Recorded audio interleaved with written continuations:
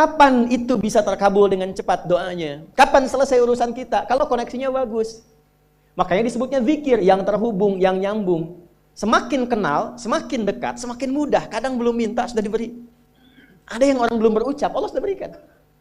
Sehingga ketika menghadapi masalah yang sama, ringan. Bukan gak punya masalah. Akan dihadapi, diringankan oleh Allah. Masalah yang sama, ini sampai ribut, adu argumentasi. Orang ini cuma senyum, selesai.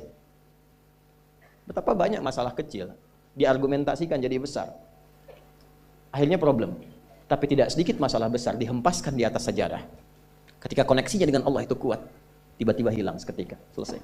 Makanya Nabi Yakub kalau punya masalah, yang beliau lakukan apa? Dia bentangkan sajadahnya, dia sholat, dia mohon kepada Allah. Itu dilestarikan di Quran surah ke-12 Yusuf ayat ke-86. Aku tuh kalau sedang punya masalah apapun, yang aku bangun konektivitas dengan Allah. Innama ashku bathi wa huzni ila Allah. Saya curhatnya cuma sama Allah. Ini Pak, ini bagian pertama. Nah, jadi kalau ingin semakin kuat, sampai ada masalah diringankan, mau kerja dibukakan pintunya, itu ada jenisnya. Yang pokok ada 5 waktu, 17 rakaat, yang detil itu ada pada sunnahnya. Dan itu hebatnya dalam Islam. Dijelaskan caranya, disebutkan tujuannya, dan diterangkan hikmahnya. Contoh, kita sekarang jam berapa? Jam 9.20. Di waktu saat ini ada waktu sholat disebut dengan sholat duha. Duha itu dibagi 3. Ada awal duha, penguat zikir, pengganti seluruh bagian zikir di tubuh kita, yang disebut dengan syuruk. Itu kurang lebih jaraknya 1 jam setelah subuh. Jadi kalau tadi 4.45, ya 5.45 menjelang jam 6 itu masuk syuruk. Setelah itu masuk ke jam 8 sampai ke kurang jam 10 itu pertengahan duha. Pertengahan duha. Apa fungsinya? Di antaranya mempermudah rizki. Di antaranya. Bilangannya berapa? 2 sampai 4 rakaat bisa dikerjakan. Ya, dan harapannya apa? Bukan pada rizkinya. Ya, jadi jangan sampai motifnya cuma sekedar keduniawi, kurang tepat. Kenalkan kepada Allah, nanti biarkan janji yang disampaikan oleh lisan Rasulullah itu terjadi. Ya, jangan pada rizkinya, ini terbatas, cuma sampai situ. Tapi kalau kita minta sama Allah, dikasih jalannya itu dari sisi yang tidak kita duga.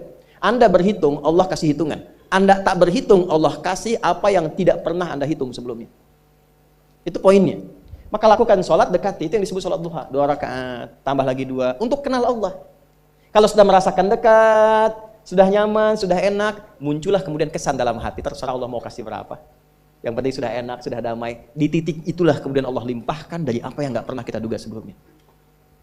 Tiba-tiba keluar, kok ada telepon, dapat proyek, dapat macam-macam. Tapi tujuan sholatnya bukan untuk proyeknya. Buat kenal Allah, ulul albab ini. Kalau cuma pengen lancar, baru serabutnya. Kalau cuma pengen lulus proyek, itu baru daging luarnya. Ulul albab itu kenal Allahnya, sehingga dia tahu akses intinya tuh itu. Itu poinnya. Dan gak mahal. Emang kalau sholat duha di Anur bayar Pak? Pakai biaya. Tuh, baiknya luar biasa. Sudah? Itu satu. Kalau mau lagi misalnya, ini yang paling dahsyat nih. Dibimbing kita sampai ke posisi terbaik di apapun itu. Jadi ayah terbaik, ibu terbaik. Ya, jadi karyawan strategis, di militer terbaik. Terbaik tuh gini, di tempat terbaik yang memuliakan tuh makom namanya. Makanya kuburan sering disebut makam kan? Ya kan? Maksudnya apa? Maksudnya Anda selama hidup berkaryalah yang baik, ibadah yang benar, sehingga Anda wafat pun terhormat. Ya, kata makom tuh pertama kali di Al-Baqarah ayat 125, makom Ibrahim. Ya.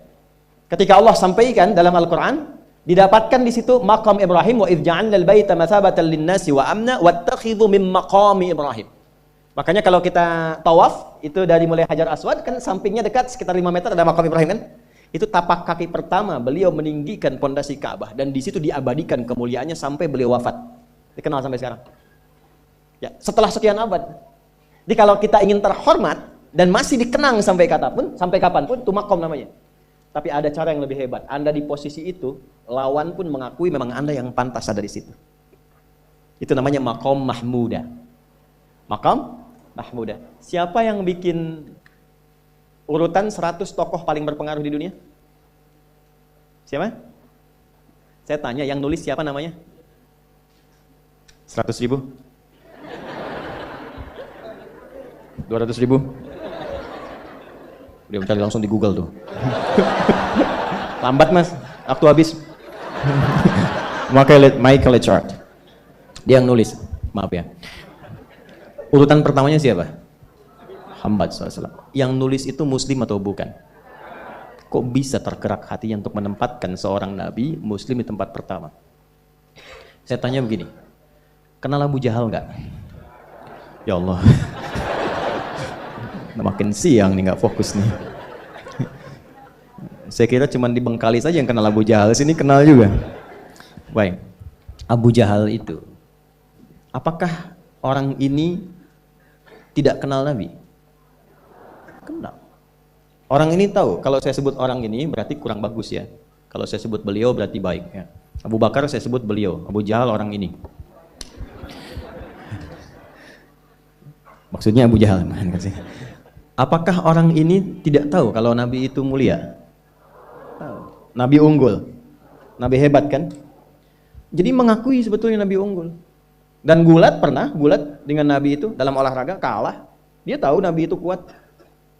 Ya, di dalam cinta juga tahu Nabi paling unggul. Abu Jahal melamar Sayyidah Khadijah ditolak, Nabi nggak lamar, Sayyidah Khadijah minta dilamarin. Ya, dari sejak itulah dia nggak mau tahu semua yang dari Nabi, pokoknya semua harus jelek. Walaupun dia tahu itu baik, nggak kenal, sampai nggak menanamkan pada dirinya nggak ingin kenal kebaikan Nabi, nggak ingin kenal pada sesuatu, itu jahlun namanya. Jadi kalau ada mbahnya yang paling bodoh yang nggak pengen tahu, itu Abu Jahal namanya. Maka sejak saat itu orang ini disebut dengan Abu Jahal. Tapi Abu Jahal pun itu meyakini kebenaran kekuatan Nabi, cuman karena iri saja. Gitu. Tapi dia nggak bisa nolak. Menilai seseorang di tempat terbaik yang kita nggak bisa nolak dan mengakui memang dia orang yang terbaik, itu namanya maqam mahmudah. Tahukah Anda? Jalan untuk mencapai maqam mahmudah itu nggak akan mungkin kita dapatkan kecuali mendekati yang punya semua maqam, yaitu Allah Subhanahu wa taala. Dan jalannya lewat sholat. Itu lewat sholat. Tapi karena ini levelnya istimewa, tingkat tertinggi, ya prajurit pengen jadi komandan terhebat yang diakui, nggak ada orang nyoal. Di kepolisian pengen jadi pimpinan yang baik dan semua mengakui sehingga nggak ada yang nyoal. Di perusahaan pengen jadi pimpinan yang ideal, ya semua mengakui, nggak ada yang nolak. Itu maqam mahmudah. Jalannya apa? Ternyata nggak pakai uang, nggak pakai koneksi-koneksi yang tidak jelas. Koneksinya dibangun dengan Allah sehingga Allah melembutkan hati semua orang itu untuk menetapkan dia yang terbaik. Sholat. Karena levelnya tinggi, dinaikkan dari sekedar sholat fardu. Ditempatkan di waktu yang tidak biasa. Butuh pengorbanan, butuh perjuangan. Namanya tahajud. Turunlah Quran surah ke-17 ayat 79 sampai 81 itu. Quran surah ke-17 ayat 79 sampai 81. Ini poinnya. Wa minal laili fatahajjad bihi nafilatan laka asa ayyab'athaka rabbuka maqaman. Ini kan terjadi keanehan kan, ironinya. Anda pengen sukses, pengen tertinggi, Anda tahu Allah penentunya, Anda tahu Allah yang punya rizki, Allah punya kekuasaan, tapi Anda nggak mendekati Allah. Terus yang dipakai cara-cara salah, kenapa harus korupsi? Kenapa harus nyogok? Kalau SK-nya nggak Allah tetapkan, nggak akan turun juga. Dan sudah hukum, kalau ayah berbuat maksiat, itu anak istri pasti kena. Itu udah hukum. Makanya saya mohon deh, ya para ayah itu kalau mencari nafkah, cari yang benar. Kasihan anak Anda yang di SD, harus berhenti sekolah. Maaf, bukan anak Anda, maksudnya anak orang lah.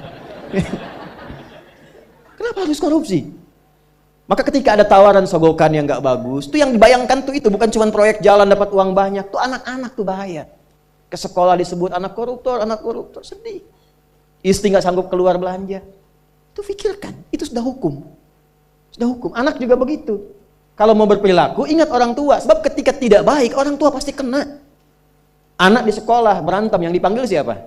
Orang tuanya. Itu selalu terikat. Di rumah tangga itu selalu begitu. Karena nafas itu terikat. Semua saling mengikat. Babnya itu jelas. Nah, balik ke sini. Kalau ingin tingkat yang tertinggi, dekati pemiliknya Allah ini. Makanya tuh harus punya itu. Itu ringan kalau sudah punya itu tuh. Allah, saya punya Allah. Kita mau apa? Nggak takut hidup. Tapi ditodong pakai pedang. Siapa yang menyelamatkan Muhammad sekarang? Ringan, Nabi jawab, Allah. Jatuh pedang itu. Dibalik, kamu siapa yang menyelamatkan kamu? Bingung. Dan punya Allah itu luar biasa. Nah, ini yang harus tanamkan pada jiwa. Punya Allah sebagai Tuhan. Kalau sudah dekat, kenal, baik dengan itu, akses mudah semua. Dan yang paling indah itu apa? Menerima apa yang Allah tetapkan. Hari ini nggak dapat, alhamdulillah. Saya masih dikasih jalan. Alhamdulillah, besok belum dapat. Ada akumulasi, paham. Paham. Nah, itu nggak mungkin bisa dapat rasa itu. Salah satunya, ikhtiarnya apa? Nih tahajud. Dan hebatnya kenapa sholatnya disebut tahajud? Tidak disebut sholat hajat. Ada hajat, ada tahajud, beda. Hajatun, hajada, hajadun, ada tahajjada ya tahajud, tahajud, beda. Tahajud, tunggu situ aja. Ini sengaja nggak saya hapus nih. Mana staf saya? Oh, foto nih ya. Saya hafal insya Allah. Tenang. Tahajud. Asalnya dari kata hajada, begini, ha, jim, dal. Ditambah ta di depannya, lalu ada tasydid sebelum akhirnya. Nih. Ini akarnya 3 huruf, ha, jim, dal. Hajada itu asalnya bangun dari tidur malam. Tidur dulu, lalu bangun setelah itu. Itu hajada. Pelan-pelan. Paham sampai sini? Kita teruskan. Kalau kita ingin berusaha untuk bangun, mengoptimalkan diri untuk bangun, maka tambahkan tak di depannya. Berusaha untuk mendapatkan atau mencapai sesuatu. Kalau yang kita akan lakukan itu tidak mudah, nggak gampang bangunnya, sehingga butuh rencana, butuh persiapan, kan? Maka tambahkan tasydid sebelum huruf akhirnya. Dari kata syiddah, apa yang mau dikerjakan ini nggak mudah. Memang pengen bangun itu jam 3. Tapi kan nggak tiba-tiba ujuk-ujuk bangun jam 3, belum tentu. Ya kan? Kita harus rencanakan dulu supaya bisa bangun, saat bangun itu siap, bukan cuma bangun. Bangun jam 3, sholatnya 4:30, ya kan jauh. Maka untuk bangun jam 3 itu butuh persiapan, nih syiddah. Maka rencanakan, pasang alarm 3 kali. Misal yang ikhtiarnya jam 2, jam 2.15, jam 2.30. Alarm jam 2 untuk mematikan alarm yang kedua. Gitu kan? Yakin saya Anda kalau pasang alarm malam tuh nggak satu, yakin?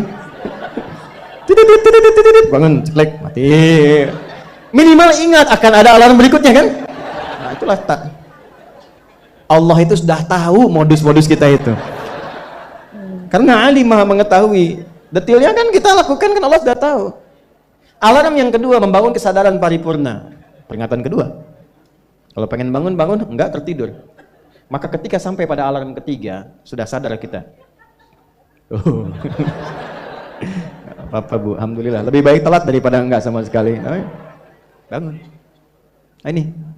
Kalau kita tarik ke implementasi hidup, pengen level tertinggi itu butuh perjuangan.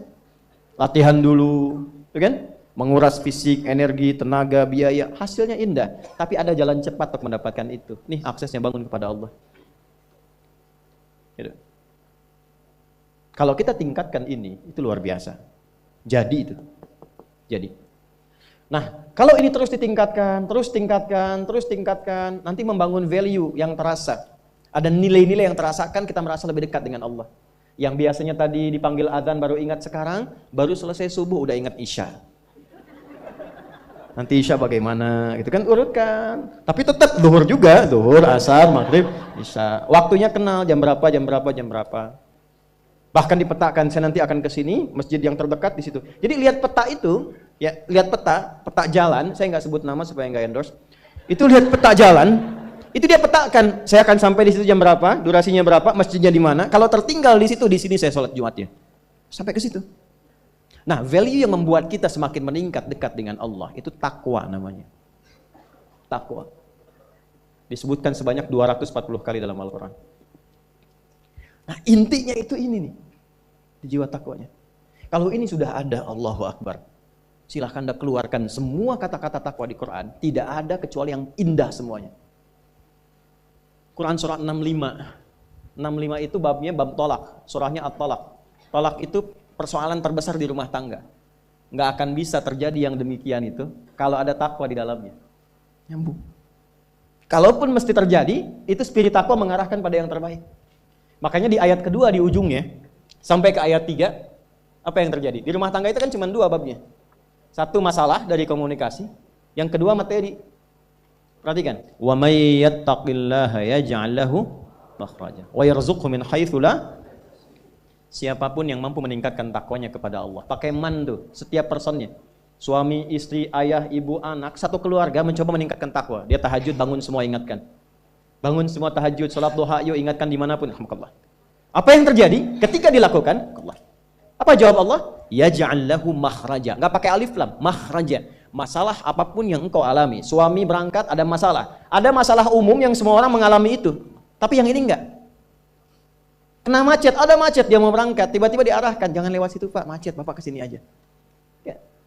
Pak ikut kami saja Pak, tiba-tiba patwal datang, ayo ikut. Ya, itu bisa terjadi. Wa yarzuqhu min haitsu la yahtasib, bahkan rezekinya pun itu datang dari sisi yang enggak diduga. Enggak nyangka ya, emang enggak disangka-sangka datangnya. Ya, habis sholat tiba-tiba telepon masuk, belum selesai proyek ini ada permintaan itu. Beda istidraj dengan takwa itu lain. Kalau istidraj itu bertambah tapi lupa Allah. Hati-hati. Proyek nambah, sholat lupa. Hati-hati. Hati-hati ya. Pekerjaan menambah, omset nambah, tapi nggak pernah bisa ngaji. Nggak pernah mampu sholat. Hati-hati itu. Dan paling bahaya kalau itu nambah terus sehingga membuat lupa semua ibadah. Itu istidraj namanya. Istidraj. Ancamannya akhirat tuh, hati-hati. Segera ingat, segera ingat. Tapi kalau semakin nambah, semakin ingat Allah, itu anugerah. Karena Allah telah menilai hamba ini paham menjalani kehidupan, sehingga dia ngerti. Makanya Utsman, Abdurrahman bin Auf, setelah masuk Islam, hartanya makin nambah. Karena kenapa? Karena telah dinilai layak mengelola harta, paham cara mengelolanya. Dapat segini, alokasikan ke sini. Dapat segini, alokasikan ke sini. Pak, di mana logikanya? Ada 600 truk hasil usaha. Bapak punya 600 perusahaan. Satu perusahaannya itu bergerak di bidang misalnya logam mulia. Ya, ada emas, ada berlian, ada macam-macam dan sebagainya. Satu kali Anda berhasil mendapatkan kurang lebih 600 truk logam mulia di dalamnya. Mau datang kemudian ke tempat Anda di jalan. Tiba-tiba apa yang terjadi? Ada komen tetangga kepada Anda. Misal, komennya nggak langsung, cuma ke teman tetangga Anda dengar. Waduh, Pak Asep hisabnya luar biasa kayaknya. Hisabnya, bukan berliannya. Hisabnya luar biasa, terus nyampe di telinga Anda. Kira-kira ketika mendengar itu respon Anda apa? 100.000? Bingung kan? Bingung. Lihat Abdurrahman bin Auf, jazakallahu khair. Datang 600 kafilah pakai unta. Isinya semua emas, berlian, perak, macam-macam. Heboh Madinah, bum bum bum bum bum bum bum. Tiba-tiba Sayyidah Aisyah komen radhiyallahu ta'ala anha. Beliau kan yang terdekat dengan Nabi, satu istri Nabi SAW. Jadi kalau sudah ring satu Nabi, ada yang komen, kita tuh cuma 3 sikapnya. Like, share, and subscribe. Gak usah ikut komen lagi. Sukai, share, subscribe. Ikuti jalannya. Apa komennya? Secara singkat, kama qalat. Aku pernah mendengar Nabi SAW mengatakan, Abdurrahman bin Auf itu agak lambat hisabnya. Ya, selambat-lambatnya cepat juga dibanding kita kan? Ya? Maksudnya apa? Ingin menggambarkan betapa banyak kekayaannya. Scan, checklist, semua. Ketika mendengar komen itu, apa kata Abdurrahman bin Auf? Saya jadikan semua yang baru datang itu saya sedekahkan semua untuk orang Madinah. Supaya mempercepat hisabnya itu. Saya sedekahkan semua. Bisa nggak begitu? Coba lihat handphone antum itu.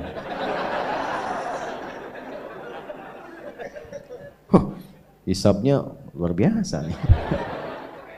Buat anak yatim ya. Kasih.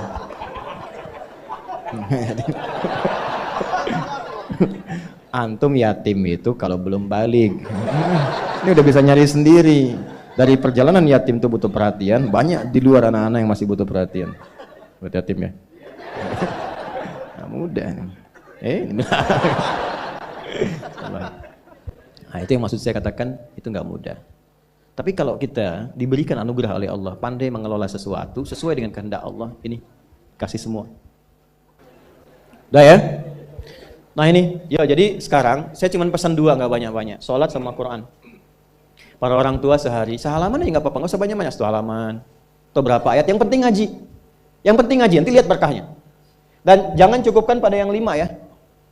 Ya, ini bukan hukumnya wajib, bukan. Yang wajib tetap 5 waktu. Kalau bisa naikkan, walaupun mungkin 2 rakaat malamnya. Witir 1 rakaat. Atau duha ambil salah satu. Rawatib misalnya. Itu konsisten kan? Istiqomah di situ. Nanti lihat apa yang terjadi. Demi Allah saya katakan, kalau mau coba tuh gini ya. Hari ini Anda baca 1 halaman Quran. Sholat tambah. Besok naikkan 2 halaman. Nanti lihat, keberkahan hari ini dengan besok, pasti terjadi perbedaan. Setiap Anda baca lebih banyak, akan terjadi perubahan kehidupan di hari itu. Gak percaya silahkan. Karena yang jamin langsung pencipta kita. Begitu kita dekati Quran, kehidupan akan berbeda. Begitu konsisten sholat, akses dibuka. Nah, kalau ini sudah dilakukan dengan baik, muncullah jalan yang kedua. Jalan inilah yang diberikan tandanya lewat surat An-Naba. Ini baru kita nyambung ke An-Naba setelah 2 jam.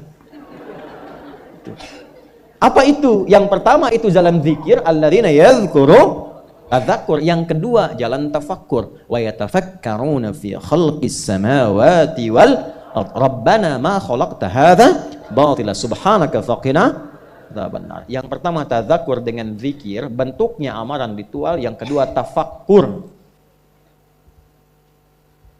menjadikan semua objek kegiatan lillah. Wa yatafakkaruna fi khalqis samawati wal ard. Kalau zikirnya sudah mantap, maka dampaknya ada ke fikir. Karena fikirannya akan dibimbing oleh jiwanya. Maka dia merencanakan semua kegiatannya bukan hanya untuk difikirkan, tapi juga dizikirkan, diniatkan untuk mendapat ridha Allah, untuk melancarkan visi hidup dia sampai pulang. Makanya kalau Anda baca sampai ayat 200, di situ lengkap sekali. Jangan cuma dunia, nanti ke akhirat bagaimana, dihisab bagaimana, ini ada ancaman neraka kalau nggak siap bekal. Teruskan coba ayatnya. Ya, wa yatafakkaruna fi khalqis samawati wal ardi rabbana ma khalaqta hadza batila subhanaka faqina rabbana innaka man tudkhilin nar faqad akhzaita wa ma lidh-dhalimin min. Ini yang nggak punya visi hidup, yang hidupnya bukan tadzakur, bukan tafakkur. Silahkan kata Allah, tapi innaka mayyit, kamu akan meninggal. Silahkan kumpulin harta, naikin jabatan, nyogok, suap, silahkan aja, pilihan. Tapi Anda terancam pulang dalam keadaan hina. Innaka man tudkhilin nar faqad akhzaita. Makanya kita bertekad, ya Allah bimbing hamba supaya pulang gak hina. Gak mau hamba dihinakan di hari kiamat. Sekarang kita salah, yang lihat 1-2 orang atau bisa disembunyikan. Di hari kiamat diungkap, semuka langit dan bumi tahu siapa Anda. Saya ini masih banyak aibnya, cuma Allah tutup. Tutup, tapi di akhirat tuh semua kalau nggak kita tutupi sekarang dengan Allah, dibuka. Maka selesaikan semuanya. Setelah itu apa? Rabbana innana sami'na munadiyan yunadil imani an aminu bi rabbikum mana itu kezikir. Ya Allah, kami sadar selama ini kami berusaha, bekerja, beraktivitas, belajar, ada yang salah arah nih. Kami cukupkan untuk dunia saja, padahal kami sadar setelah dunia ini masuk ke alam kubur, setelah alam kubur dah hisab. Cuma 2 akhirnya, surga atau neraka. Saya sadar ya Allah, saya akan rubah visi hidup saya mulai hari ini. Saya siapkan aktivitas kehidupan saya bukan cuma untuk dunia, tapi visinya sampai akhirat. Gimana Allah ridha? Pekerjaannya tetap. Anda tetap di kantor juga, yang di militer-militer, di kepolisian-polisian, yang kerja-kerja, yang bertani-bertani. Cuma visi hidupnya apa? Sudah sampai akhirat. Gimana caranya kerja tidak menyakiti orang, tidak menipu, tidak menyogok, sholat masih terjaga, baca Quran masih bisa dilakukan. Toh meninggal juga. Kalau Allah berikan, saya tata. Dapat harta, belajar fikih harta. Belajar. Sehingga tahu mengelolanya. Oh, ini untuk keluarga, Quran surah 4 ayat 34. Oh, ini yang zakat, Quran surah 9 ayat ke-60. Ini yang infak, Quran surah kedua ayat 215. Ini yang umum, Quran surah kedua ayat 261. Keluar semua. Sehingga saat mendapatkan harta itu, sudah paham kemana ditempatkan. Saat hisab ditanya, dari mana didapatkan, kemana kamu keluarkan? Jawabnya ringan. Ya Allah, Engkau yang maha mengetahui. Aku dapatkan dengan seperti ini, aku keluarkan sesuai dengan perintahmu. Dibuka filenya, tampakkan, CCTV dibuka, keluar. Benar. Checklist, ping. Udah, cepat masuk surga. Ya Allah, Engkau maha tahu. Dari mana aku dapatkan, kemana aku keluarkan? Buka filenya, keluar. Pepeo, salah. Neraka. Hidup coba begitu. An aminu bi rabbikum, selama di dunia diseru fa amanna. Nah, kita sadar ada yang salah. Rabbana faghfir lana dzunubana wa kaffir 'anna sayyi'atina wa tawaffana ma'al abrar. Rabbana wa atina ma wa'adtana 'ala rusulika wa la tukhzina yaumal innaka la tukhliful. Sampai sini aja itu udah visi hidup. Ya Allah, kemarin banyak yang salah, saya mau tata lagi. Ibu merawat anak karena cinta anak atau karena Allah? Masa coba lihat anaknya, yang perempuan pakai jilbab tidak, sekolahnya di mana, sholatnya bagaimana, Qurannya bagaimana. Supaya ringan hisabnya, Bu. Saat pulang. Pak juga ya. Ini koreksi, setelah itu ingat, baru kita punya harapan. Ingin sekomplek di surga dengan para rasulmu ya Allah. Tuh. Ya. Tadi kan, rusulika wala tukhzina yaumal qiyamah. Kami pengen sekomplek seperti yang kau janjikan. Maka diturunkanlah caranya. Di situ ada Quran surah keempat ayat 69. Ya kan? Wa may yuti'illaha wa rasul faulaika ma'al ladzina an'ama Allahu 'alaihim minan nabiyyina was-siddiqina wasyuhada'i was-shalihin wa hasuna ulaika rafiqa. Siapa yang pengen sekomplek dengan semua nabi yang pernah bertugas di bumi, maka taati Allah dan Rasulnya. Jadi 3 golongan selain nabi. Siddiqun, orang yang membenarkan tuntunan kemudian dia kerjakan. Syuhada, orang yang berjuang hidupnya untuk menaati Allah lalu wafat. Shalihin, jadi orang soleh, yang penting jaga konsisten dalam kebaikan. Nah, kalau itu sudah dapat, kemanapun Anda beraktivitas, ingat Allah. Itu yang dimaksud. Alam naj'alil arda mihada wal jibala wa khalaqnakum wa ja'alna naumakum wa ja'alna al-laila wa ja'alna an-nahara wa banayna fawqakum sab'an. Nah, perhatikan baik-baik. Itu runtut semua. Jadi Anda yang kembali riset, lihat gunung, yang di geologi, yang ditambang, yang apa, ingat Allah. Sehingga nggak mungkin nambang sembarangan. Ya kan? Kemudian apalagi yang bekerja siang malam, siangnya bekerja, ingat Allah. Rebahan berbaring, wa ja'alna laila libasa, ingat Allah. Lihat pasangan, wa khalaqnakum azwaja, lihat istri titipan Allah, lihat suami titipan Allah. Maka bikin pikiran, direnungkan sampai hari kiamat. Makanya nanti sampai ayat 40 itu suasana hisab. Ya, semua sampai ke ujung. Sampai ke ujung. Sampai ayat 40 suasana akhirat. Enggak ada yang bicara, la yatakallamuna illa man adzina lahu rahmanu wa qala. Sampai di ujung, sampai hisab. Nah, kalau ingin bikin visi hidup sampai kiamat, jangan cuma dunia, siapkan sampai pulang. Itulah intisari surat An-Naba itu. Ya, sampai ke ujungnya. Jadi pada intinya adalah lakukan yang bermanfaat, rubah cara hidup kita. Setelah itu dekati Allah dengan tadzakkur, terapkan dalam tafakkur di semua bagian aspek kehidupan kita. Jadi apapun Anda, nggak dicegah. Mau jadi pilot silahkan, jadi insinyur silahkan. Ya, mau jadi menteri, jadi pejabat, di militer, di polisi silahkan. Value takwanya kita keluarkan. Yang penting takwanya.